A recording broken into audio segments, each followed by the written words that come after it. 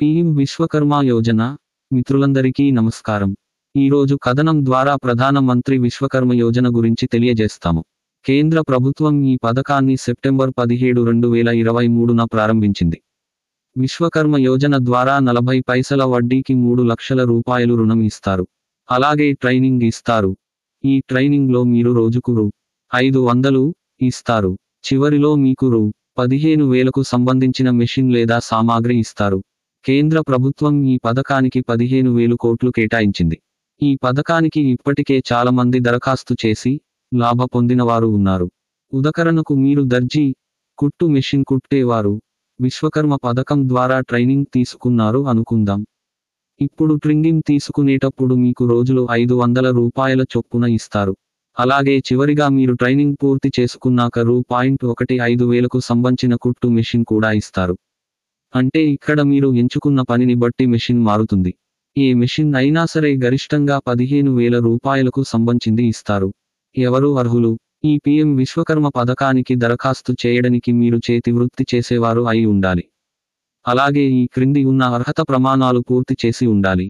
కుట్టు మెషిన్ కుట్టేవారు, వడ్రంగి పని చేసేవారు, పడవలు తయారు చేసేవారు, కమ్మరి, స్వర్ణకారులు, శిల్పి, చెప్పులు కుట్టేవారు, తాపీ పని చేసేవారు, మంగలి, పూల దండలు చేసేవారు, చేపల వాలా తయారు చేసేవారు, చాకలి వారు, ఇలా మరికొన్ని చేతి వృత్తుల వారు దరఖాస్తుకి చేసుకోవచ్చు. పీఎం విశ్వకర్మ యోజన కావాల్సిన పత్రాలు. ప్రధాన మంత్రి విశ్వకర్మ యోజన పథకానికి దరఖాస్తు చేయడానికి ఈ క్రింద పత్రాలు అవసరం ఉంటుంది. Aadhaar card, address proof, ration card. Ration కార్డులో ఉన్నవారి అందరి ఆధార్ కార్డులు కావాలి. అభ్యర్థికి 18 సంవత్సరాలు నిండి ఉండాలి. రేషన్ కార్డు ఏ ఒక్క అభ్యర్థి కూడా ఇంటర్ ఫైల్ చేసి ఉండకూడదు.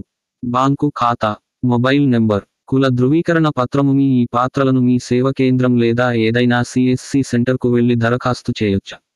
మీరు దరఖాస్తు చేసిన తర్వాత మీ దరఖాస్తు ఫారం మీ ఊరు సచివాలయానికి వెళ్తుంది.